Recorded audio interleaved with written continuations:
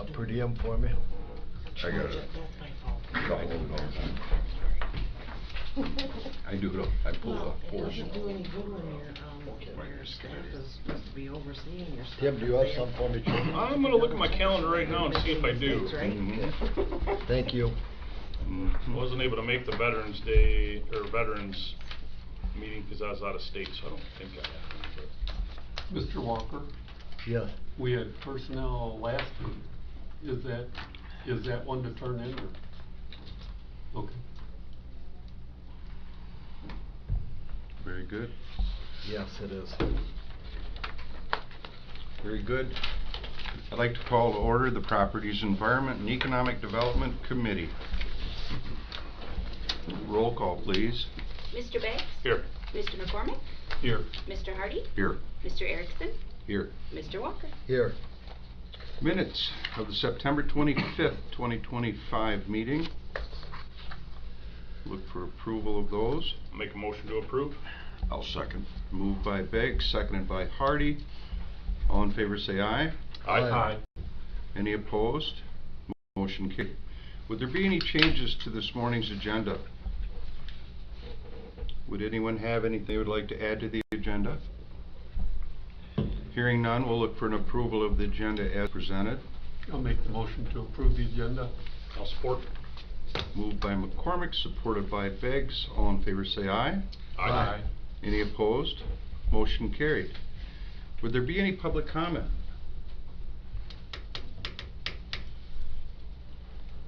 Hearing none.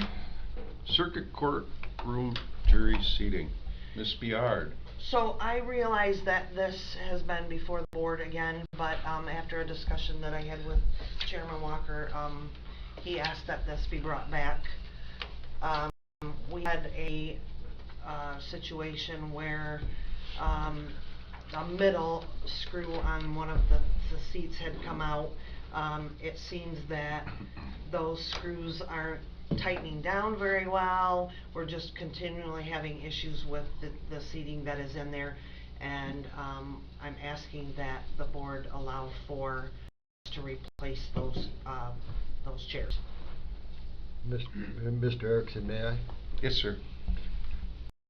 This is the second time we've had a problem with them, and we had a contractor come in and fix a basis, and now we have a problem midway up, and I'm afraid, and my concern is this: we've had two people that have fallen because of problems with the chairs, and if it's going to be an ongoing thing, maybe we just better order new chairs at this time. As much as I hate to do that, maybe we just better order them for before somebody does actually get hurt on them. And I asked Tracy to put it on so we could have a discussion about it today. What's the thoughts of the other board members? For $15,000, how much do we want to push this down the road? Tim? Yeah, I would agree. I mean, we didn't like the pricing, and you know, we even all went and looked ourselves and thought we had some other solutions to some of the issues. We improved, but yeah, two instances now where we've got potential injuries and liability and whatnot. It's Mr. Erickson, can I ask the other board members for their Oh, please do. concerns about No, it? it's- Craig, what's your thoughts? I agree. I think it's probably time to fix them correctly and Joel? I think they fit the space, and I think they're fine. I think we made a good run at trying to keep them there. I don't think we have support in the other departments to do that. We only use them half a dozen times a year. There's not much use, and I don't think it's a good use of funds. But like you say, we don't have support down there. We have an incident, and it's gonna look bad up here. So I agree. I think we should replace them.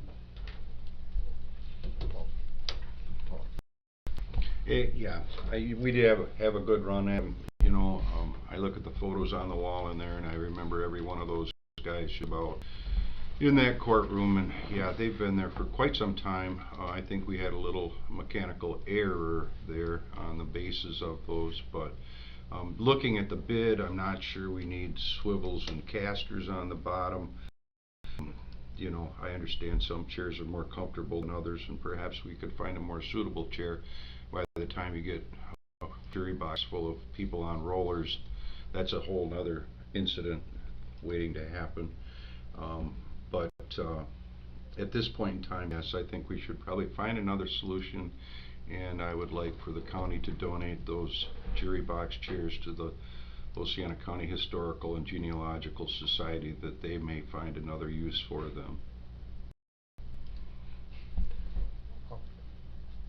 I was thinking the same thing on, you know, keeping them in-house or keeping with the Historical Society, but let's let the judge and let the court actually decide what type of chairs they want. That's who brought up the issue. Let's put it back in their lap and let them decide what type of chair. I got a couple church pews. I don't think that's gonna. I don't think that's gonna fly. From our earlier discussions, weren't those chairs being fitted with a fixed base? Because I'm with whoever said the casters on a tiered area seems like a really bad idea. That's what I'm saying. My thoughts are let the court decide what they want, and the administrator can express the views of the board that we're really not crazy about having anything on casters on that elevated. I think they were looking at installing a new post. That's what Yeah, that's those what were I was included. thinking. Yeah. They're included in the packet. I think it's in our quote, the caster setup, but I think that's just like it's copied over from other quotes. Yeah. I think the ones that they were looking at were gonna be on a, similar to the post that is there now. Mm-hmm. I believe your circuit court administrator got that information. She's sitting back there. Oh. She's taking notes. Ironically, when we got into this thing, the first Google search I did took us to the same chair we have. And when we did adjust all the tension springs for the tilt, you know, I thought we had it, but it must not have been properly reassembled, because Gary Phillips did come and do the bases, and I don't think we had a base failure. We had a problem at the seat of the chair. Yeah. So. For me, this is a preventative thing Yep, that we need to look and, you know, take the preventive measure instead of reactive. Yep. Be proactive and just deal with it. Yep. Paul, I'm hearing from the other board members that the administrator can go ahead with this and I make this concur. happen. Yep, let's make the judge happy. Yep. Thank you. Thank you, Paul. Thank you, Tracy. Mhm. Yes, Ms. Biard, elevator preventative maintenance. In your packet is a preventative maintenance quote from McNally's. As you know, we don't have many options as it comes to elevator maintenance. They've provided several options on their quote, and they are suggesting that we go with type 3 on their quote, because those parts have already been replaced. They don't see anything that we need anything more than that. Paul, if I may, is anybody doing the inspections on that? I was just reading McNally's quote, and it said that it's required every 3 years. Yes, we have Okay. inspectors that come in and Alright. they schedule that with us. and they Those come are in and state check them. inspectors, aren't they? Correct. Those are state. They come from Laura. Okay. Yeah. Very good. Would there be anything else on the elevator? I think we need to move ahead with McNally? the contract, you know, for the service contract on it. Joel, does that make sense? I agree.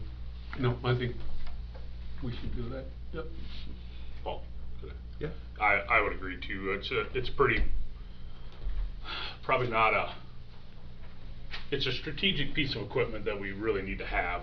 I'm also happy to see, you know, for the benefit of the public, there's 5 options that they gave us. This is the least, their recommendation was the least expensive that meets the requirements of the testing and maintenance at $118 a month.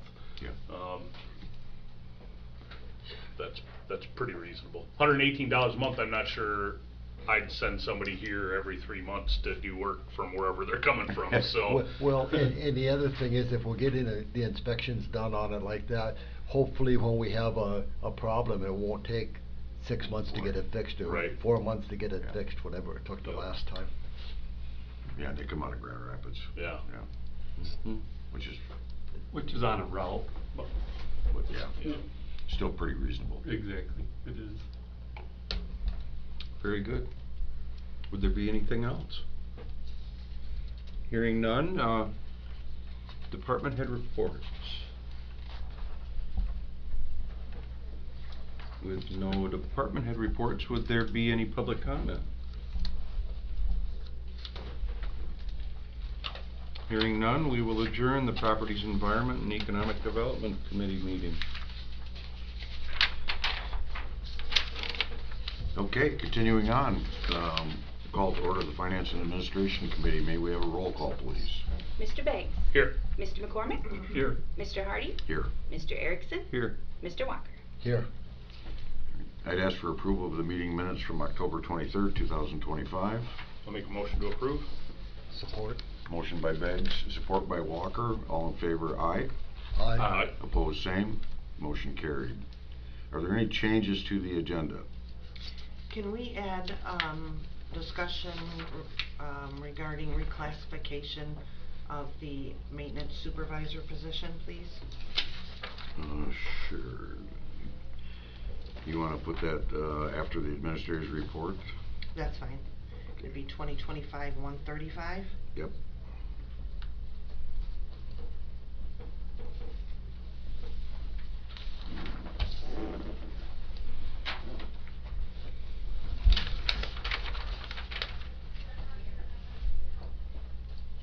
Any other changes to the agenda?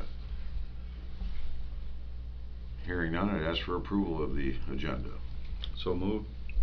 Moved by Support. Erickson, support by McCormick. All in favor, aye. Aye. Opposed, same. Motion carried. Is there any public comment at this time for Finance and Administration Committee? Any public comment? Hearing none, we'll move on. Mr. Stephen Curry, Executive Director, Michigan Association of Counties.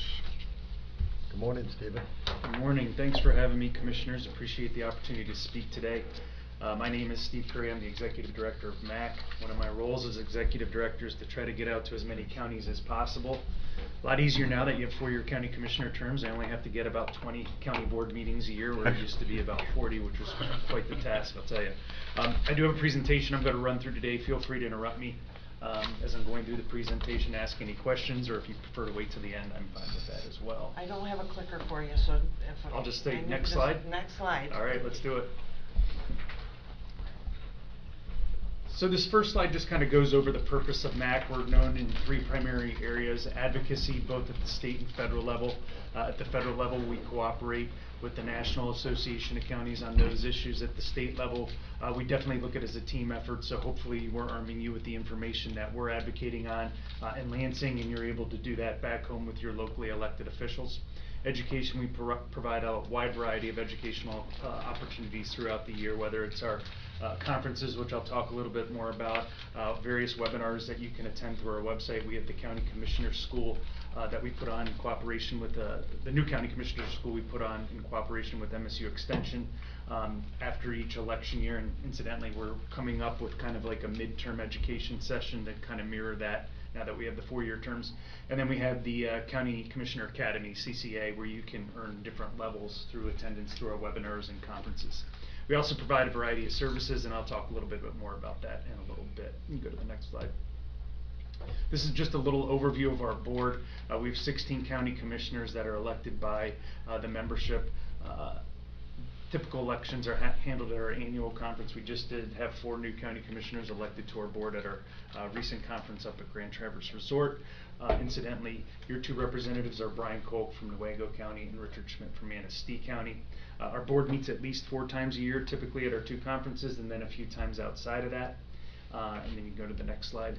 And this is the current MAC leadership. So you have Antoinette Wallace from Macomb County is our president. Brian Kolk, who I just mentioned, is our first vice president from Newaygo County. William Miller from Oakland County, second vice president, and the past president is Melissa Dodd from Wayne County.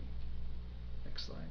So I talked about a little bit about our conference. That was about a month ago at Grand Traverse Resort. We just wrapped up. Our next conference will be our legislative conference, which will be the end of April. That legislative conference is always in Lansing, so you can count on that. The weeks that it occurs fluctuate a little bit, but that conference is always in Lansing. And then our next annual conference will be next September back up at Grand Traverse Resort. Getting into some of our legislative priorities as we kind of move through this legislative session. Of course, we're at the end of the first year of this legislative session. I'll talk a little bit about the pace of play, I guess you could say, or lack thereof, with the legislature. But these are some of the issues we're going to be focusing on as they go through the next year of work. Revenue Sharing Trust Fund, I have a slide on that, so I'll talk a little bit more about that, what that is, and those bill numbers. Reforming the Earned Sick Time Act, that's something that did get completed this session, very early in this session. Back in January, we were active in that. Then a couple other issues we're going to be focusing on: the Veterans Property Tax Exemption. We are by no means trying to change anything with the Veterans Property Tax Exemption on the veteran side. We want to ensure that they get that exemption, but we would like the state to reimburse us for that. That was something that was voted on at the state level. We feel like the state and the legislature should be reimbursing locals for that loss, because it has ballooned up to about $75 million statewide to local government. So it's a significant dollar figure. Adopting a permanent solution for Michigan courts. I'll talk a little bit more about that in a second. And then road funding has somewhat been solved, and I'll talk more about that in a second. Next slide. So just a little overview of the political landscape in Lansing. Republicans control the House 58-52. Democrats have a 1-person majority in the Senate with 1 vacancy. That vacancy is due to be filled in a special election coming up early in 2026. That's in the Bay County area. The biggest change in the House is they did eliminate the House Local Government Committee. What does that mean for us? It just means our bills get spread out to more committees. A little more work for our staff to kind of educate more legislators on what those bills do when it hits their committee and how that affects local government. There have been about 14 acts passed in 2025, record low levels for the legislative work that's been done. Next slide. So getting into the budget, of course, usually not talking about the budget this late in the year, but with it just getting passed about a month ago, we felt it was important to highlight what was in this budget before we start talking about the budget again early next year. So this was kind of the timeline that we endured this year. The executive budget came out in February. The House passed a partial budget that they ended up using for about a week in March. The Senate passed their full budget in May.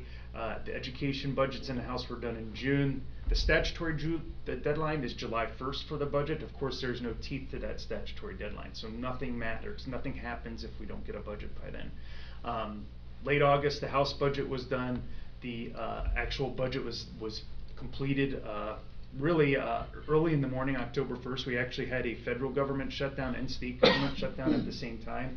Everyone was sleeping. They didn't know the state government had shut down until they passed a kind of a skinny budget to get us through to the actual budget signing, which was October 8th. You can go to the next slide.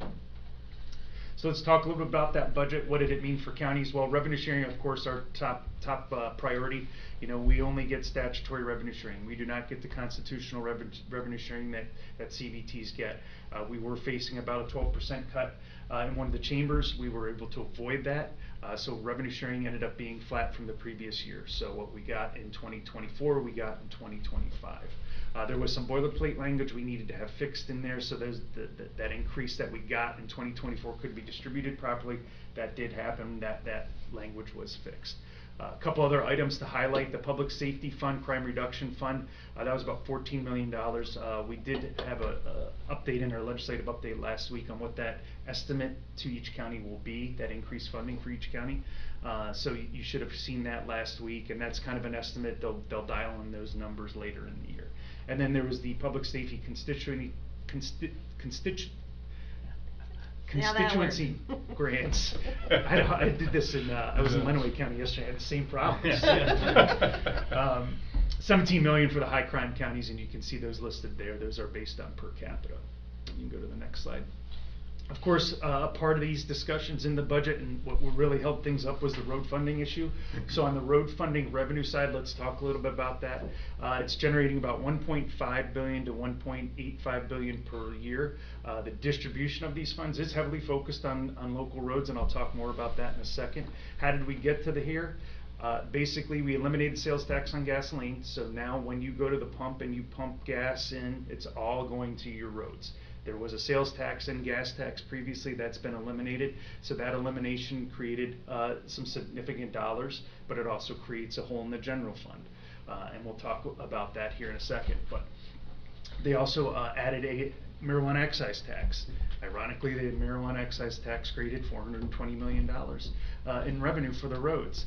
And they also did some changes in the corporate income tax. So that was a switch that had to do with the OBBB at the federal level, and how that changed at the federal level. Then they switched it at the local level and generated some money there. So that's how they got to the 1.5 billion. We were supportive of the plan because it does generate a lot of money towards local roads. The revenue sharing side, or the sales tax, was a bit concerning because it does put more pressure on the general fund now, which we are an appropriation from the general fund for county revenue sharing. On the CVT side, they did see a cut to their constitutional revenue sharing because that sales tax got smaller. So they did get about, I think, a 30 to 60 million. I can't remember the exact number on the CVT side. Did you have a question? Steve, after I finished taking traffic crash reconstruction things at Michigan State, I went into road and traffic engineering, and they kept telling us at Michigan State that roads in Michigan, life expectancy is 15 to 20 years. We are rebuilding all of these roads all within the next 3 years. What's gonna happen 15 to 20 years from now when they're not coming on a cycle being replaced so many miles each year up? We're gonna have a catastrophe when they all roll at the same time. Yeah, you know, I'm not an engineer, so I can't comment much on how they're doing the road construction. I know there has been a lot of talk about materials being used for roads, and when they're tearing up the roads, to make sure that we're looking at all the infrastructure in the roads, not just the roads, so that, you know, maybe that road's being torn up for road repair, but in 2 years it's also being torn up because the pipes broke underneath it. So I know there's a lot of discussion on looking at the whole infrastructure when they're doing the roads. But I will say go green, you know, go to the Lamb Spartans. So, but I appreciate that. I don't have a good answer to your question, but I asked Representative Fox that same question last week, and he said, we never thought about that. Yeah. What's gonna fix them the next time when they all come up at the same time? Yeah. And if you want to go to the next slide, I'll talk a little bit about how those funds are going to be distributed. So, so 460 million is going to go through your Michigan Transportation Fund. That's your normal PA 51 distribution that we're all used to. That road funding goes through now. They also created the Neighborhood Road Fund. This is the majority of these dollars go to local roads. So when it's all said and done, what does it mean for your county road department or road agency? If you have one, it's about 35.5% increase to local roads. So some significant dollars going to local roads. We've of course seen the massive road construction projects on the state roads. Now I think we'll start to see some improvements on the local roads as well. Next slide. So court funding, another issue that's been talked about for many years. Back in 2017, the Trial Court Funding Commission came out with about 7 recommendations on how courts should be funded, operated, or should they be state employees, a whole list of recommendations that came out. We were supportive back then of those. They started working on legislation to enact some of those recommendations. COVID hits, the whole thing falls apart. Legislators get differently elected, so kind of all those institutional knowledge went away. 2 years ago, they passed legislation to kind of rekindle that flame, to rekindle those discussions. So they created these task force. I think there's about 5 of them that went through and kind of looked at those recommendations and started to re-recommend some of those things. That task force's recommendation came out actually last week. They had a legislative hearing actually this morning at 9 o'clock, a joint hearing between both judiciary committees to kind of review those recommendations.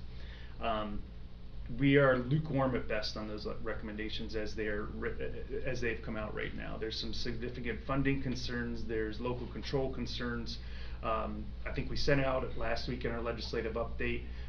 They presented this morning. So now the process will be that we're waiting for legislation to be introduced, and then we can take formal positions on the bills and see what actually is going to happen. But right now, we're not super enthusiastic about the recommendations, but we'll wait to see how the bills come out and kind of go from there and provide updates then.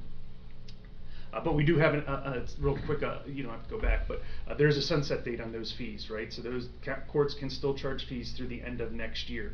Should those fees go away, that's about a $35 million cost statewide that counties would have to make up. So as we're watching this legislation move, that is in the back of our mind as well about a sunset date. We've extended that sunset date twice now, and we are prepared to extend that again if we need to. So just give you an update on that. Revenue Sharing Trust Fund, something we've been talking about for years. Last legislative session, we passed it out of the House 106-4, so broad bipartisan support. We have both bills, two sets of bills introduced in the House and Senate, waiting to get hearings on those. Again, with the pace that the legislature's worked so far through the year, with the low number of bills, and now there's a lot of discussion in Lansing that there's not going to be a lot of cooperation through the end of the year really on anything. We'll have to wait and see until things get unlodged with the legislature to get movement on these bills. But we have bipartisan support on both packages of bills, so we're hopeful to get them through. Again, these would not give us constitutional revenue sharing, but it's kind of like a nice second place. It would earmark some of the sales tax revenue for county revenue sharing, so it would make it much more difficult for the legislature to appropriate those funds away each year. You can go to the next slide. Veteran service grants, as you may or may not know, there was a shortfall in the veteran service grants in this fiscal year. Basically, DMVA did bad math and kind of approved all these grants to go out. Then when they calculated it out, there was a shortfall. And said, hey, we're not going to be able to give you these grant dollars. This bill would fix that. 4423 would make up that shortfall to ensure those grants are fulfilled through the end of the year. Again, until we start to see movement on bills or some sort of voting that occurs in a bipartisan manner, we're not sure on the status of this through the end of this year. The same thing would be for the supplemental bill that we're waiting on. But we are going to keep pushing for it. There was about a $4 million appropriation in last year's budget for veteran service grants as well. And then finally, everything I spoke about today does go through our policy committee. So we have 5 committees that meet typically from September to June. They meet once a month for an hour or two. You don't have to attend in person. If you'd like to participate in any of these committees, you can remote in. Most people do that. Actually, very few actually participate in person. Next slide, please. We do have a PAC, a small PAC, but it does support those 26 former county commissioners. If you'd like to donate, you can donate at the website there. Next slide. These are some of the services we provide. You guys are a member of our Workers' Compensation Fund, have been for a while, very successful fund.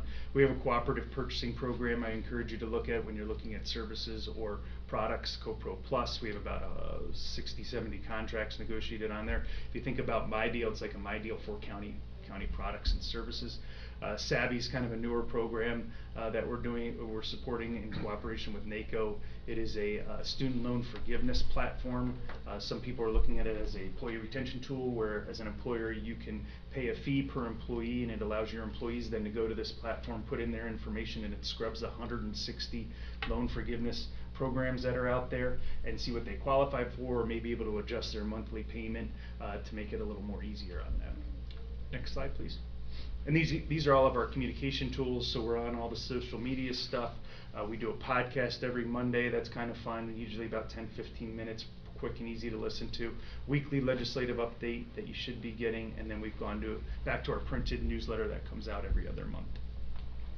So with that, I'd be happy to answer any questions.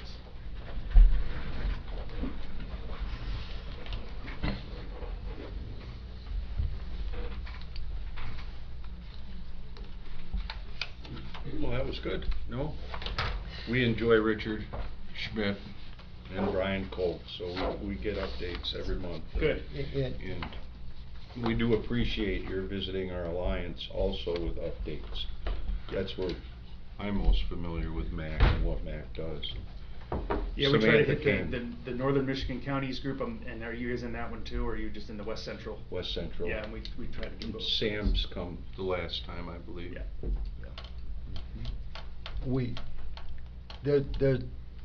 Paul and I sit on a board with two of the commissioners from one of the West Michigan counties that have been kind of pulling away from MAC, and there's been some comments.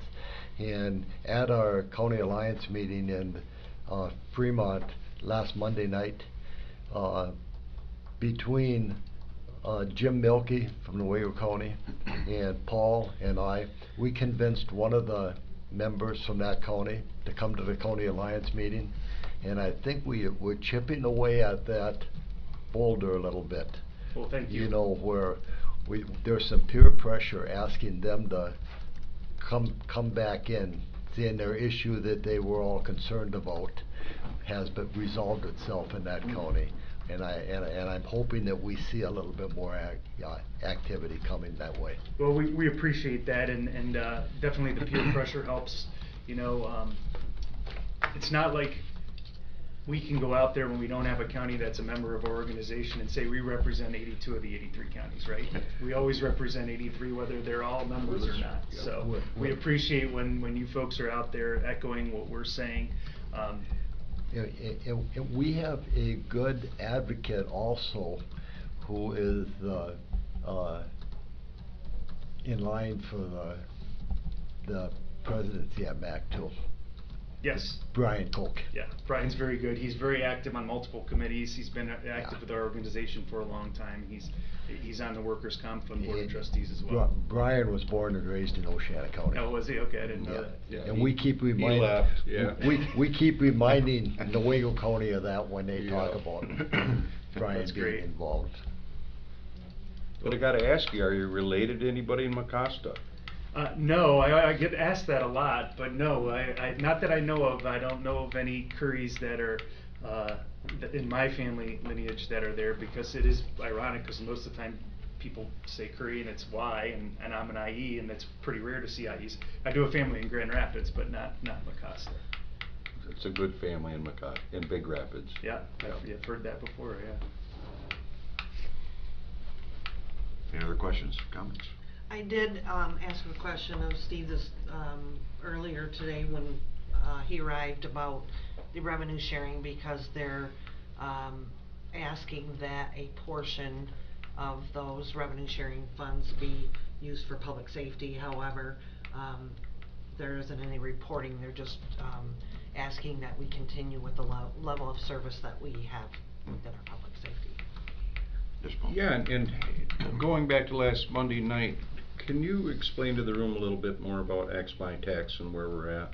Sure. So I think the ballot initiative petition is all but dead at this point. I don't think they have enough signatures, and I'm not even sure if their deadline might have even passed to submit those. I'm not exactly sure. So that initiative is pretty much dead in the water at this point. That being said, there's definitely going to be discussions in Lansing about property taxes and from a variety of levels. I don't want to make it sound like there's going to be an elimination of property taxes. I think most people understand that's not possible. It's not feasible to just eliminate them and say, hey, the sales tax can make up for that. But there are going to be discussions about how property taxes are handled, homesteading, all sorts of different things, because this is happening in other states. We're not the only state that these discussions are occurring. I will say that us versus other states that you're seeing more activity is because we do have caps, right? You guys know we have caps on our property taxes. A lot of states don't have that cap.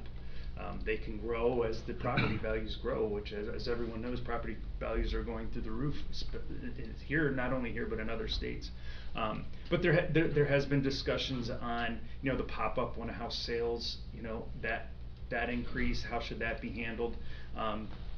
Where those go, it's too early to tell, but we will definitely be part of those discussions. But as far as the initiative goes, it's dead in the water. Last Monday, it didn't sound dead in the water, did it? No, it did not. No. We heard a representative make the comment that he was in favor of it and he was a member of that group, and his county manager from his county pinned his ears back. Am I being gentle when I say Chris that? Wren. Oh. Chris isn't afraid to say anything. No, he's No. not. He was- he- No, he- but he let him know. He let him know what he thought about that. And Chris did say that, he said, I understand that our taxes need a reform, but he said, you need a solution before you go forward That's what he with kept it." telling him. Yeah. He said, what's your solution? He said, well, in Lansing, when we find a problem, we correct the problem, then we find a solution later. Yeah. And we did a podcast with the Tax Foundation 2 weeks ago. I think it was released, maybe last week. You can go to our website and find it. But there's a report that the Tax Foundation, which is a think tank out of DC, that did an analysis nationally on property taxes and different mechanisms that you could use potentially to backfill property taxes. And when you start hearing about, like, if you did like a local option sales tax and did a discrepancy on what you would have to do in some areas versus other areas on what that would look like, you could potentially have a 35% income tax or sales tax that would have to make up for those services to be, to be provided.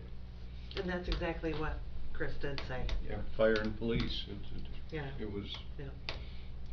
It was a good conversation, but he got a lot of backlash Yeah. from the group. Yeah, I encourage you so. to listen to that podcast. It's about 15 minutes. It's not too gets in the weed too much, but it does talk a little bit about different options out there with him. So.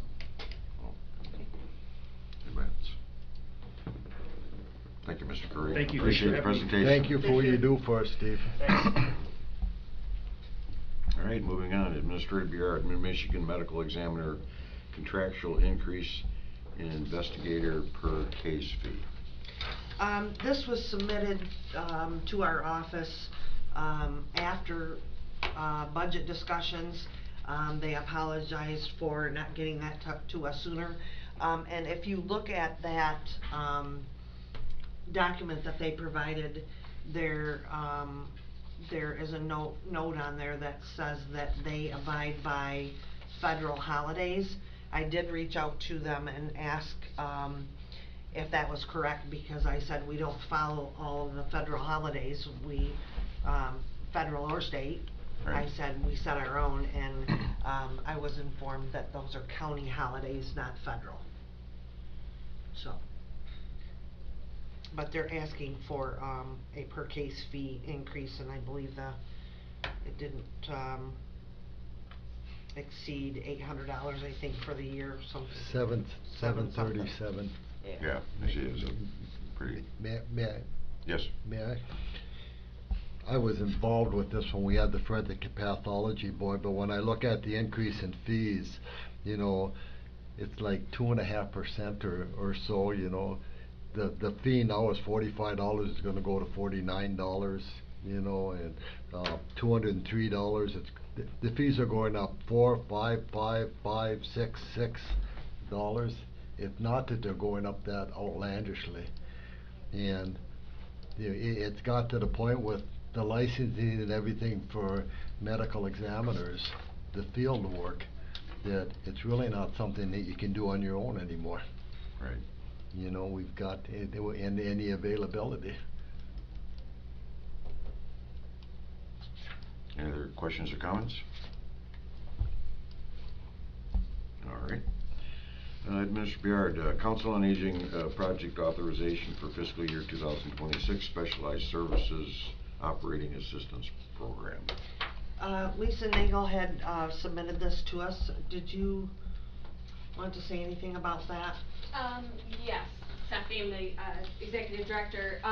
It's just a continuation of the funding that we get from MDOT. It's a pass-through through the county for operating funds for the next fiscal year.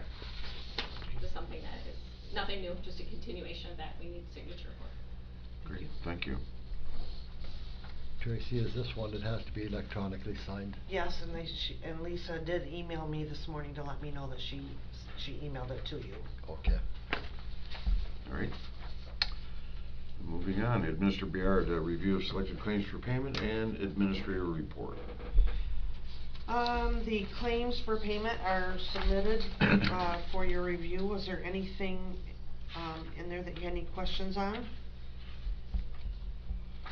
Okay, and, if not, I did provide, an administrator's report, for your review. On top of that, I just wanted to add that, I did get, an email from, MSU yesterday, with regards to the opioid surveys that we've been waiting on for quite some time. And, she said they're finished gathering those and they're gonna start compiling, so we should hear more and have something to present to our committee, after the first of the year, so hopefully we can get some movement on that. And then, I did receive a policy from our county attorney as it relates to the chief deputy's position, and do have a proposal for the board. However, we will need to, take action on that after January 1. And that's by law, we either have to do it before November 1st or after January 1, so I will have that to you for consideration after the first of the year. Okay. That's all I have. And I can send that to you too early, Yeah. so you can review it. yeah. Any other questions, comments? Thank you. Oh, were you gonna bring up all this? Yep, that's next. Yep, that's next. Okay. So, I have a quick question on the administrator's report. So we did not get any bids for snow removal for sidewalks? Is that I correct? did get for the snow blowing, portion, I have one. Oh, That, okay. that came in, from Hallex. Do you want me to report on that right now? No, I was just reading your notes on it. Or I can, email that to you so you can take a look at it. Yeah, I was just curious. The lawn care one is not due until, tomorrow. Oh, So okay. we're still waiting on that one. Gotcha. okay. Have we had some bids come in for that? I had one that was emailed to me and I kindly sent it back and said, can you abide by the RFP and send it in a sealed bid, please? Oh, yeah. I did not look at them. Yep. Okay. You know, and that's not unusual for people that are used to Right. dealing in the private sector. They don't realize that if we do bids, we have to do, Yeah. you know, they need to be sealed. Yes. Yeah. Right. Okay. So, Ms. Barrett, are you gonna do the maintenance supervisor, or? Yes, I'm asking that the Board of Commissioners allow for a reclassification of the maintenance supervisor, position, and, require some sort of certification as, it relates to that position, and allow us to move the, pay level up from, I believe it's from 5 to 8. Correct.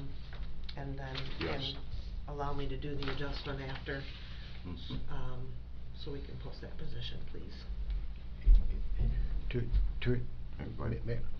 Tracy, and I don't wanna slight anybody here at all, but your personnel committee, you have 2 members of the personnel Yep. committee that are very, very knowledgeable, and, the nuts and bolts of maintenance and that type of stuff. Yep. It may be worthwhile to have one of those people sit in on your interviews. Certainly. When you do it, you know, so Yep. they may be able to ask some questions, you know, that, you know, the rest of us wouldn't know.